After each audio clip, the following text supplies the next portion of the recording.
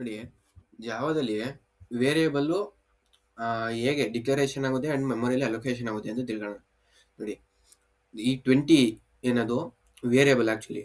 ಈ 20 ಅನ್ನೋದು ಈ ಏಜನ್ನು ವೇರಿಯೇಬಲ್ ನೇಮಿಗೆ ಅಲೋಕೇಟ್ ಆಗಿದೆ. ಈ ಇಂಟ್ ಅನ್ನೋದು ಡಾಟಾ ಟೈಪು. ಈ ಮೆಮೊರಿಲಿ ಹಿಂಗೆ ಇಂಟ್ ಏಜ್ ಅನ್ನೋ ಒಂದು ಮೆಮೊರಿಲಿ ಏನು ಕ್ರಿಯೇಟ್ ಆಗಿದೆ ಅದರೊಳಗೆ 20 ಅನ್ನೋದು ಒಂದು ವೇರಿಯೇಬಲ್ ನೇಮು ರಿಸರ್ವ್ಡ್ ಆಗಿದೆ. ನೋಡಿ, reserved the memory area for the variable age ಅನ್ನ ಇದಕ್ಕೆ 20 ಅನ್ನೋದು ಅಲೋಕೇಟ್ ಆಗಿದೆ. ಆಯ್ತಾ? ಇದನ್ನ ನೆಕ್ಸ್ಟ್ ನಾವು ಕೋಡಲ್ಲಿ ಹೇಗೆ ಅಲೋಕೇಟ್ ಮಾಡೋದು ಅನ್ನೋ ರಿಸಲ್ಟ್ನ ತಿಳ್ಕೊಳ್ಳೋಣ ನಾವು next. Okay, let's discuss the variables. Okay,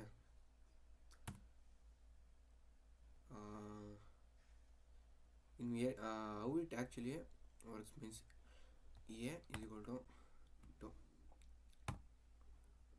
Okay, a is equal to 2 means the what we assign the value to a. Okay, a ಗೆ ನಾವು ಏನು ಅಸೈನ್ ಮಾಡ್ತಾ ಇದೀವಿ ಈ 2 ಅನ್ನೋ ವ್ಯಾಲ್ಯೂನ, this is the variable. Okay, a ಅನ್ನೋದು ವೇರಿಯೇಬಲ್ ನೇಮು. ಈ ವೇರಿಯೇಬಲ್ ನೇಮ್ನ ಈಗ 2 ಅನ್ನೋದೇನು ಒಂದು ಇಂಟೀಜರ್.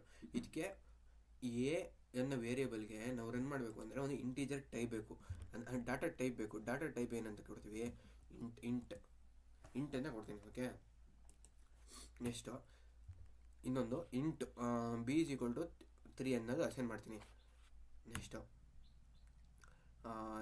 ಇದನ್ನ ರಿಸಲ್ಟಿಗೆ ಹಾಕೋಣ. RESULT ರಿಸಲ್ಟನ್ನು ವೇರಿಯೇಬಲ್ ನೇಮ್ಗೆ a is equal to A+B ಹಾಕ್ತೀನಿ. ಇನ್ನು ಏನು ಅಂತಂದರೆ ಇಲ್ಲಿ equal to A+B.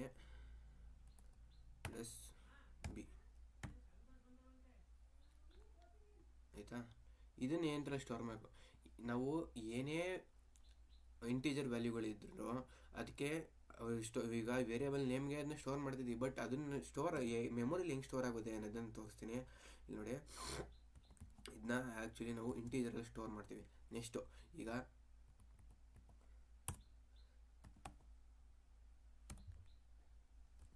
Actually short form work ಆಗ್ತಾನೆ.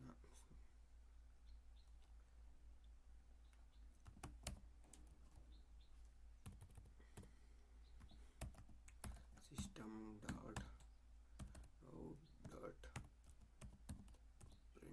println. ಅಲ್ಲಿ ಮೇನ್ ಮೆಥಡ್ ಕ್ರಿಯೇಟ್ ಮಾಡಿಲ್ಲ, ನಾನು ನಿಮಗೆ ತೋರಿಸ್ತೀನಿ ಏನಕ್ಕೆ ಅಂತ.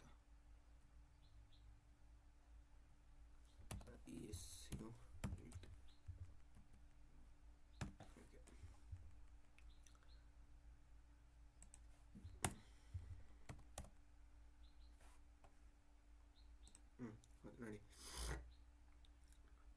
ಇಲ್ಲಿ ಎ ಅನ್ನೋದಕ್ಕೆ ಎ ಅನ್ನೋದು ಆ್ಯಕ್ಚುಲ್ ವ್ಯಾಲ್ಯೂ ಏನು 2, ಬಿ ಅನ್ನೋದ್ರ ಆ್ಯಕ್ಚುಲ್ ವ್ಯಾಲ್ಯೂ ಏನು 3.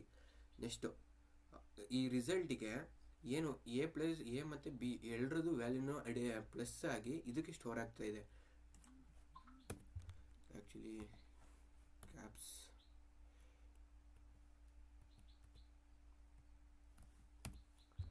ಇಷ್ಟ. ಓಕೆ,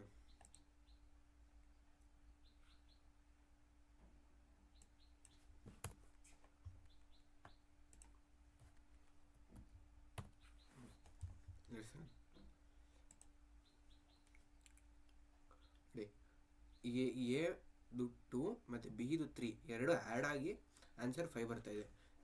ಈಗ ಅದೇ ನಾನು ರಿಸಲ್ಟ್ ತೆಗೆದಕ್ಕೆ A+B answer we got actually 5.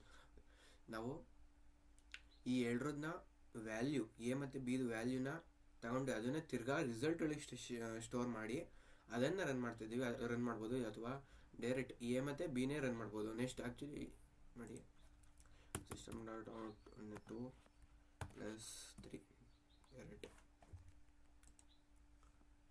we got the output as 5. Okay, ಹೀಗೆ ನೆಕ್ಸ್ಟ್ 1 ಸೆಕೆಂಡ್.